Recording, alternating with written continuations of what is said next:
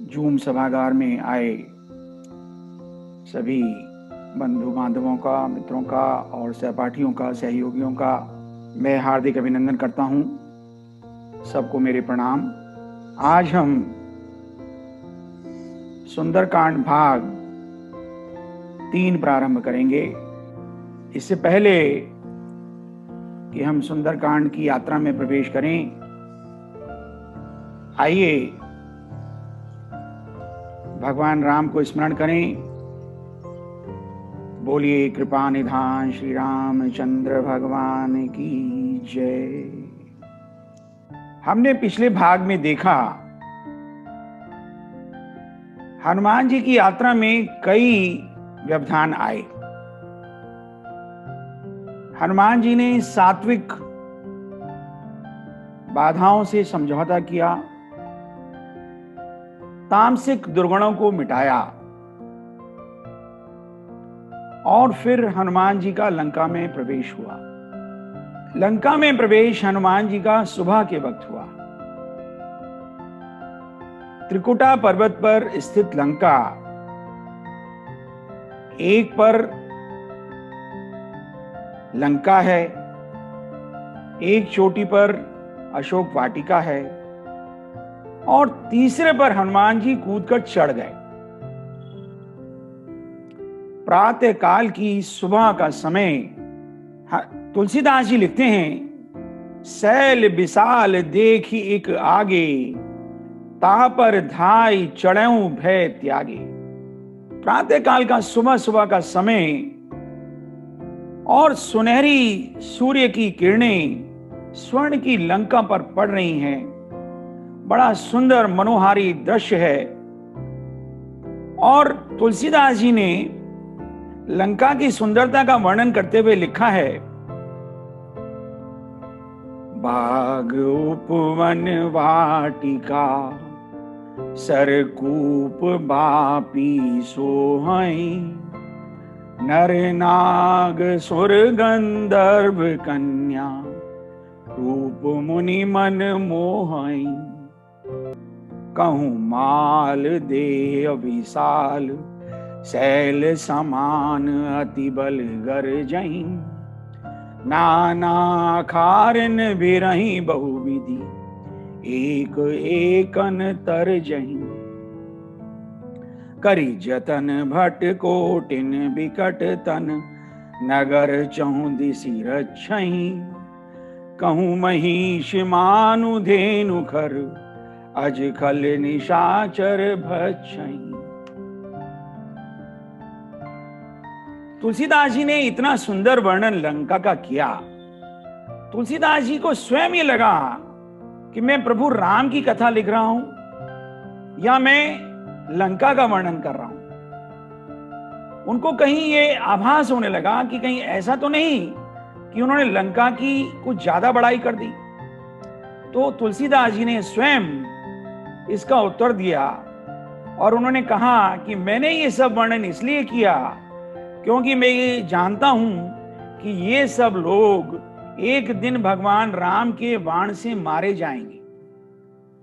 अतः दर्शकों को, श्रोताओं को ये पता चले कि कितने विशाल, कितने बड़े बड़े योद्धा थे जिनको भगवान ने मारा। लेकिन इस सुंदर लंका में विचरण कौन कर रहा था? राक्षसी प्रवृत्ति के लोग। ये राक्षसी प्रवृत्ति के लोग कौन से होते हैं? अभी सोठा ये जो छंद भगवान तुलसीदास जी ने लिखा, इसमें राक्षस के 4 गुण इन्होंने बताए। पहला गर्जहीं, दूसरा तर्जहीं, तीसरा रक्षहीं, चौथा भक्षहीं। जिनमें 4 ये गुण पाए जाते हैं वह राक्षस। और सज्जन पुरुष कौन से होते हैं? भर्जनम भव बीजानाम, अर्जनम सुख संपदाम, तर्जनम यम दूतानाम, राम रामेति गर्जनम। जो सज्जन पुरुष होते हैं वो राम नाम की गर्जना करते हैं और भव सागर से उतरने के लिए, पार लगने के लिए भजन करते हैं और अपने जीवन काल में सुख संपदा अर्जित करने के लिए परिश्रम करती। अब लंका में हनुमान जी जब देख रहे थे रत्न जड़ित लंका के परकोटे, बड़ी बड़ी मंजिलें और बिल्डिंगें, तो हनुमान जी ने सोचा लंका बड़ी सुंदर है और लंका बड़ी मनोरम है। दिन के उजाले में तो लंका बहुत सुंदर है, पर रात्रि के अंधेरे में कैसी लगती है लंका? जरा रात्रि में भी जाकर देखें, रात्रि में इसका रंग ढंग कुछ बदल जाता है या लंका ऐसी ही सुंदर सौम्य रहती है? और हनुमान जी तो संत हैं। संत जो है मनुष्य को देह से नहीं परखना चाहते, वो देह के प्रति विदेह होते हैं। वो मनुष्य के ध्येय को देखना चाहते हैं कि इसकी प्रवृत्ति क्या है। अगर हनुमान जी दिन में लंका में घूमते तो रावण को यज्ञ करते हुए देखते, भजन करते हुए पाते और देखते कि रावण जो है शीश काट काट कर भगवान शंकर को अर्पित कर रहे हैं। और हनुमान जी अगर इस प्रकार रावण को देखते तो शायद हनुमान जी जो है रावण से मित्रता करते बैठते और भगवान राम को जाकर कहते, प्रभु कहीं कुछ गलती हुई है, ये ऐसा नहीं कर सकता, ये तो बड़ा सदाचारी व्यक्ति है, बड़ा शिष्टाचारी व्यक्ति है, बड़े भजन पूजन पाठ करता है, आप थोड़ा सा कहीं कुछ हमारी समझ में फेर है। वेद पढ़े विधि शंभु सभीत, पुजावन रावण के घर आवत। रावण जो है यज्ञ करता है, भजन करता है, चारों वेदों का पारायण करता है, पठन करता है, पाठन करता है, लेकिन जो रावण दिन में भक्ति का नाटक करता है वो रात को मदिरा के कुंड में डूब जाता है, वासना के अंदर गोते लगाने लगता है। रावण का दिन भर का आचरण केवल एक दिखावा है, पाखंड है। रावण के दंभपूर्ण आचरण में भीतर से भोग और वासना भरे हुए हैं। बाहर से भले ही वो पूजा और उपासना करता हो, दिन भर शंकर जी की पूजा करता हो, बार बार काट कर सिर अपने शंकर जी को चढ़ाता हो, सिर सरोज निज करण उतारी, पूजे हूं अमित बार त्रिपुरारी। अरे हम सब लोग तो भगवान शंकर को केवल पुष्प चढ़ाते हैं, नारियल चढ़ा देते हैं ज्यादा, लेकिन रावण तो अपना सिर काट काट कर भगवान शंकर को अर्पित करता है, और कभी कभी नहीं, रोज करता है। युद्ध वीणा में रावण को परास्त करना मुश्किल ही नहीं, असंभव भी था। ऐसा रावण क्या कभी इतना निकृष्ट कार्य कर सकता है? लेकिन ये सच्चाई जब ही पता चलेगी जब रावण को रात में देखा जाएगा। रावण साध्य तो शुद्ध करता है, लेकिन उसका साधन अशुद्ध है और गलत है। शुद्धि के लिए साध्य भी शुद्ध चाहिए और साधन भी उचित चाहिए। भक्ति का अपहरण नहीं किया जाता, भक्ति की उपासना की जाती है। शक्ति का अपहरण नहीं किया जाता, शक्ति की उपासना की जाती है। अगर रावण की तरह लोग भक्ति और शक्ति का अपहरण करेंगे तो वो भक्ति और शक्ति उन्हीं के विनाश के लिए कारगर सिद्ध होगी। और ये बात मंदोदरी ने रावण को कही भी थी, सीता शीत निशा सम आई। ये जो सीता हैं ये यहां पर तुम्हारे काल बनकर आई हैं। अरे लंका में भक्ति देवी आ गई, लंका में उत्सव होना चाहिए, लंका में आनंद होना चाहिए, लंका में बढ़ोतरी होनी चाहिए, लेकिन यहां तो सारी लंका जलकर राख हो गई, क्योंकि रावण का ध्येय अनुचित है। इसीलिए हनुमान जी ने यह निर्णय किया कि रात्रि में जाकर लंका को देखा जाए। कहूं माल देह विशाल शैल समाल अति बल गर्जहीं। तो हनुमान जी ने कहा कि जब तक माता सीता की खोज नहीं हो जाती, खामखा इन लोगों से शक्ति प्रदर्शन में उलझना व्यर्थ रहेगा। अतः रात में चुपचाप जाकर देखा जाए कि लंका कैसी है रात्रि में। पुर रखवारे देखी बहु, कपि मन कीन विचार, अतु लघु रूप धरऊं, निसी नगर करऊं पैसार। इसलिए हनुमान जी ने सोचा कि बहुत छोटा रूप धर करके मैं नगर में प्रस्थान करूंगा और नगर की था लूंगा। अब हनुमान जी ने बहुत छोटा रूप धारण कर लिया। मसक समान रूप कपिधरी। मसक समान का मतलब क्या है? मसक समान का मतलब मच्छर की तरह से। मच्छर यानी कि जिसकी कोई हैसियत नहीं। और जैसे ही लंका में चले, नाम लंकिनी एक निशाचरी। लंका के द्वार पर लंकिनी नाम की एक निशाचरी, एक राक्षसी खड़ी हुई, जो कि लंका के द्वार की पहरेदार थी। और आप जानते हैं, पहरेदार रावण की विश्वस्त होगी, बड़ी सजग होगी, बड़ी शक्तिशाली होगी, क्योंकि पहरे पर किसी ऐसे आदमी को नहीं बिठाया जा सकता। और रावण की विश्वास पात्र होगी, और लंका की बुद्धि बड़ी तीव्र और बड़ी सजग है। मैंने कहा, बंदर किधर जाता है?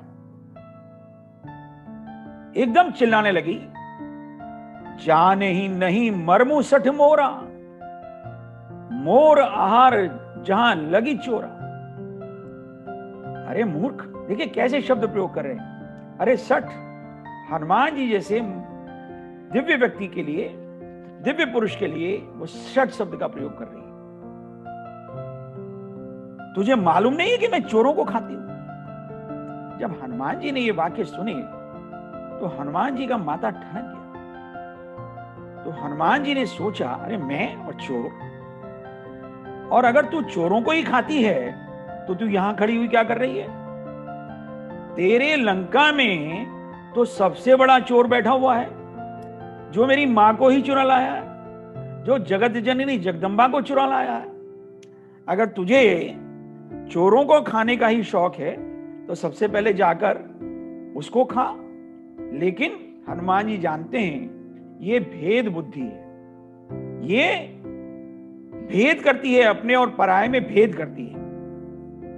तो तुलसीदास जी आगे लिखते हैं, मुठिका एक महाकपि हनि। हनुमान जी ने उसको एक मुक्का मारा, और मुक्का लगने के बाद क्या हुआ? रुधिर बमत धरनी ठन मनी। कांपने लग गई, उल्टियां करने लग गई, रक्त की उल्टी करने लग गई, और मूर्छित होकर गिर गई। और हनुमान जी जब थोड़ा सा आगे चले और इसकी मूर्छा थोड़ी सी कम हो गई, इसने ऊपर की तरफ देखा तो हनुमान जी के चरण पकड़ लिए और क्या करने लगी? सत्संग की महिमा गाने लगी। कहने लगी, आज मुझे इन आंखों से संत का दर्शन हो गया। तात मोर अति पुण्य बहुता, देख्यो नैन राम कर दूता। देख्यो नैन राम कर दूता। मेरी बड़ी अच्छी किस्मत है, मेरे बड़े पुण्य आज उजागर हो गए, जो कि मैंने भगवान राम के दूत को, एक संत को अपनी आंखों से देखा। जब रावण ही ब्रह्मवर दीना, चलत बिरंची कहा मोहि चीना। बिकल हो सिते कपि के मारे, तब जाने सु निशाचर संधारे। जब रावण को ब्रह्मा जी ने वरदान दिया था तो मैं भी वहीं खड़ी हुई थी। तो ब्रह्मा जी ने मुझे पहचान लिया था, बुलाकर ये कहा था कि जब तू किसी बानर के मारने से विकल हो जाए, बेहोश हो जाए, तो तू समझना कि रावण संस्कृति का अंत होने वाला है, रावण का विनाश होने वाला है। तो ये मेरी समझ में आ गया, क्योंकि आज मैं विकल हो गई हूं, आज मैं मूर्छित हो गई हूं, तो इसका मतलब यह है कि अब रावणी संस्कृति समाप्त होने वाली। तात स्वर्ग अपवर्ग सुख, धरई तुला एक अंग। तूलनता ही सकल मिली, जो सुख लब सत्संग। सुत दारा और लक्ष्मी, पापी घर भी हो। संत समागम हरि कथा, तुलसी दुर्लभ दोय। तात मिले पुनि मात मिले, सूत मिले युवती सुखदाई, राज मिले गज बज मिले, सब साज मिले मन वांछित फल पाई। लोक मिले सुर लोक मिले, विधि लोक मिले बैकुंठं जाई। सुंदर कहत और मिले सबहि सुख, संत समागम दुर्लभ पाई। सुंदरदास जी कहते हैं कि सब कुछ मिल जाएगा, माता पिता भाई बेटा सुंदर युवती, यहां तक कि लोक देवलोक ब्रह्मलोक वैकुंठ लोक तक भी मिल जाएगा, लेकिन संत समागम बिना प्रभु की कृपा से नहीं मिलता। आप जो है इसे अपने आप से कोशिश करके कहीं ढूंढ नहीं सकते, ये प्रभु की कृपा से मिलता है। जब आपके बड़े सारे पुण्य अर्जित हो जाते हैं तब आपको संतों का समागम मिलता है। बड़े भाग पाइब सतसंगा, बिनहि प्रयास होई भव भंगा। पुण्य पुंज बिनु मिलहि न संता, सतसंगति संस्रति कर अंता। आग लगी आकाश में झरझर गिरे अंगार, संत न होते जगत में तो जल मरता संसार। जो बाधक बनकर आई थी वो साधक बन गई, जो विरोध करने आई थी वो अनुरोध करने लगी। संत का मुक्का, संत का प्रहार, चाहे वो वाणी से हो चाहे वो व्यवहार से हो, किसी प्रकार भी हो, मनुष्य के विवेक को जगा देता है। और मनुष्य का जब विवेक जागता है तो उसको यह एहसास होता है कि वो गलत में किसी के साथ खड़ा हुआ था और वाकई में सच में उसको किसके साथ खड़ा होना चाहिए। और कहने लगी कि आप जो है लंका में पधारिए। तुलसीदास जी लिखते हैं, प्रबसी नगर की जे सब राजा, हृदय राखी कौशलपुर राजा। आप लंका में प्रवेश कीजिए। जैसे आप किसी को कहते ना आइए आइए आइए, ऐसे अपना ही घर समझिए। यानी कि इस नगर को आप कौशलपुर राजा भगवान राम का ही नगर समझिए, इसे अपना ही समझिए और पधारिए। तो हनुमान जी कहां गए? मंदिर मंदिर प्रतिकर शोधा, देखे जहां तहां अगणित योधा। गयऊं दसानन मंदिर माही, अति विचित्र कहीं जात सुनाही। शयन किए देखा कपिते, मंदिर महुन दीख बेदेही। एक एक मंदिर में मंदिर, एक एक घर घर में जाकर के हनुमान जी शोध करने लगे। उसके बाद हनुमान जी रावण के महल में गए। रावण को जो महल था बड़ा विचित्र महल था, उसके बारे में कुछ लिखा नहीं जा सकता। तुलसीदास जी लिखते हैं कि उसके बारे में कुछ लिखा नहीं जा सकता। वहां उन्होंने रावण को सोए हुए देखा, लेकिन वहां पर भक्ति देवी नहीं दिखाई दी, वहां पर सीता माता नहीं दिखाई दी। उसके बाद रावण के महल से निकलने के बाद हनुमान जी कुछ सोच ही रहे थे, तभी घटना घटित हो गई, प्रभु की कृपा हो गई। भवन एक पुनि दीख सुहावा, हरि मंदिर तह भिन्न बनावा। रावण के मंदिर के बराबर में, रावण के महल के बराबर में एक मंदिर दिख गया। हनुमान जी ने देखा नहीं, वो दिख गया, प्रभु की कृपा से दिख गया। तो यही बात हम कहना चाह रहे थे कि संतों का मिलन प्रभु की कृपा से होता है। रामायुध अंकित ग्रह, शोभा वर्णन जाय। नव तुलसिका वृंदतः, देखी हर्ष कपिराय। देखिए भाई, संतों को तो लक्ष्मी नारायण का मंदिर, तुलसी का पौधा ही हर्षित कर सकता है। और जब हनुमान जी ने थोड़ा नजदीक जाकर देखा तो उनको ये सब चीजें नजर आई और हनुमान जी गदगद हो गए। और सोचने लगे, लंका निशिचर निकर निवासा, यहां कहां सज्जन करिवासा। अरे लंका तो निशिचरों, राक्षसों, निकृष्ट लोगों का निवास है, यहां सज्जन लोग कहां से आ गए। हनुमान जी ये सब सोच ही रहे थे, तभी दूसरी घटना हो गई। तही समय विभीषण जागा। तभी विभीषण जी जग गए। हनुमान जी सोचने लगे, एक तरफ इतना पापाचार, घोर अंधकार, और दूसरी तरफ ये सज्जन पुरुष का घर, ये कौन है। अब तक मोह की निशा में सब सोए हुए थे, लेकिन संत के आते ही सज्जन जाग गया। और जागृति क्या क्या संत के थे। जागते ही विभीषण जो है राम नाम जपने लगा, और राम नाम जपना जो है जागृति का संकेत है। और राम नाम का उच्चारण सुनते ही हनुमान जी हर्षित हो गए।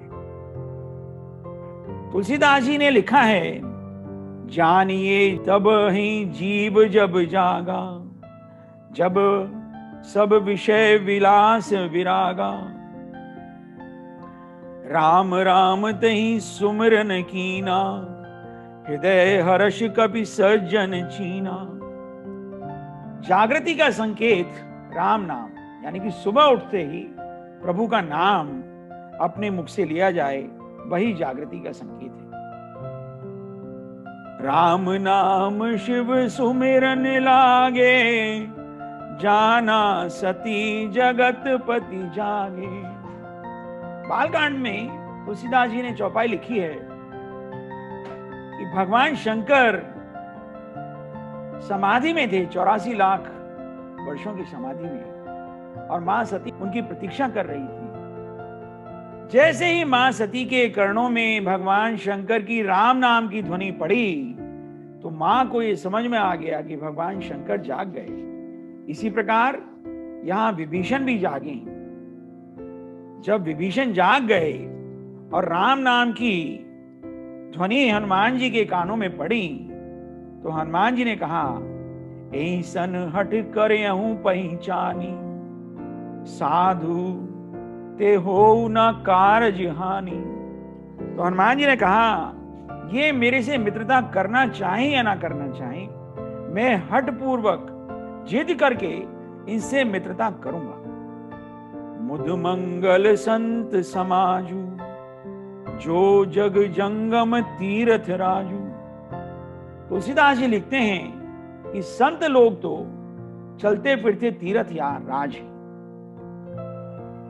और दूर दूर तक जाकर के सोते हुए लोगों को जगाते हैं। अरे भाई जाग जाओ, उठ जाओ।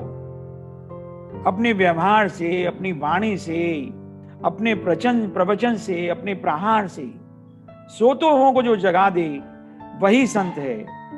क्या गाते हैं वो, उठ जाग मुसाफिर, भोर भई अब रैन कहां, जो सोवत है, जो सोवत है सो खोवत है, जो जागत है सो पावत है। उठ नींद से अखियां खोल जरा, और अपने प्रभु से ध्यान लगा। यह प्रीत करन की रीत नहीं, प्रभु जागत है और तू सोवत है। उठ जाग मुसाफिर, भोर भई अब रैन कहां, जो सोवत है। तो ऐसे ही विभीषण को हनुमान जी ने जगाया, और जैसे ही विभीषण जागे तो विभीषण ने कहा, तुम कौन हो भाई, कि तुम राम दीन अनुरागी। क्या तुम भगवान राम के अनुरागी हो, भगवान राम के प्रेमी हो। विभीषण पूछ रहे हैं कि तुम कौन हो, पर हनुमान जी ने अपना परिचय नहीं दिया।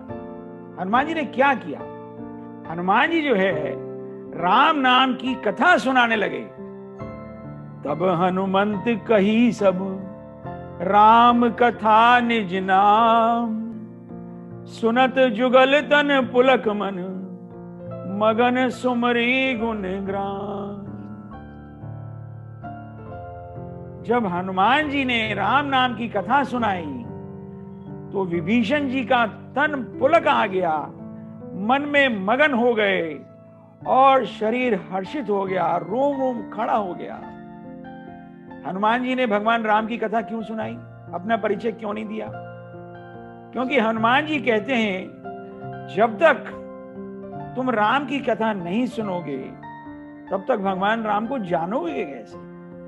जाने बिनु न होई परतीति, बिनु परतीति होई नहीं प्रीति, प्रीति बिना नहीं भक्ति दृढ़ाई, जिमि खगपति जल के चिकनाई। दूसरा हनुमान जी कहते हैं अरे मेरा क्या नाम है, मेरे प्रभु का नाम लो, तुम भी मेरे प्रभु का नाम लो और मैं भी प्रभु का नाम लेता हूं, तुम्हारा भी उद्धार होगा और मेरा भी उद्धार होगा। तात कहूं मोही जानी अनाथा, करही कृपा भानुकुल नाथा। क्या प्रभु मेरे जैसे रावण कुल के मोह की निद्रा में सोए हुए, निशा में पड़े हुए अनाथ पर भी कृपा करेंगे या हम यूं ही मर जाएंगे? तो हनुमान जी ने देखिए क्या कहा। हनुमान जी कहते हैं अरे भाई तुम तो कुलीन हो, ब्राह्मण वंश में पैदा हुए हो, मनुष्य हो, कबनु कहूं कबनु में परम कुलीना, मैं कौन सा बड़ा परम कुलीन हूं। कपि चंचल सबहि विधिहीना, मैं तो कपि हूं, वानर हूं और सब प्रकार से चंचल हूं। कपि की बुद्धि कहीं लगती नहीं है। पर मेरे ऊपर जब प्रभुओं ने, भगवान ने कृपा कर दी, महु पर रघुबर की नहीं कृपा, तो तुम्हारे ऊपर क्यों नहीं करेंगे भाई? सुनो विभीषण प्रभु के रीति, करहीं सेवक पर सदा प्रीति। जब इतना भरोसा हो गया तो हनुमान जी से बातें होने लगी। तो हनुमान जी ने कहा कि भाई विभीषण ये बताओ कि तुम इस लंका में इतना पापाचार है, इतना अत्याचार है, इतनी वासना है, इसके बीच में तुम उपासना कैसे कर लेते? तुम कैसे इस अंधेर नगरी चौपट राजा में रहते हो? तो विभीषण जी बोले, हिलकी भर भर कर रोने लगे और बोले, सुनहु पवन सुत रहनी हमारी, जिमी दशन ही महु जीव बिचारी। हम तो हनुमान जी इस प्रकार से यहां रहते हैं जैसे मुख के बीच में जिब्या रहती है, लेकिन आपके कथा सुनाने से मुझे भरोसा हो गया। अब मोहि भा भरोस हनुमंता। क्यों भरोसा हो गया? क्योंकि बिनु हरि कृपा मिल ही नहीं संता। आप मुझे संत मिल गए हो और संत जो है बिना हरि की कृपा के नहीं मिलते। अब मुझे ऐसा लगता है कि मेरा भी उद्धार हो जाएगा। लेकिन हनुमान जी बड़े चतुर हैं। हनुमान जी को ये लगा कि कहीं इस मीठी मीठी वार्ता में ही समय समाप्त न हो जाए, इसलिए हनुमान जी ने थोड़ा विषयांतर कर दिया। तब हनुमंत कहा सुनु भ्राता, देखे चयहूं जानकी माता।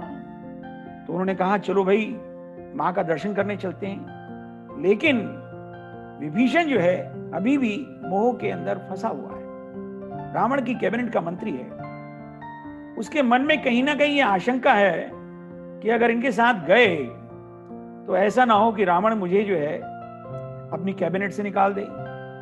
ये जो गाड़ी बंगला सुख सुविधाएं, लाल बत्ती, पहरेदार, सब मिले हुए हैं, कहीं ये छिन ना जाए। जो गति विभीषण सकल सुनाई, चले पवन सुत विदा कराई।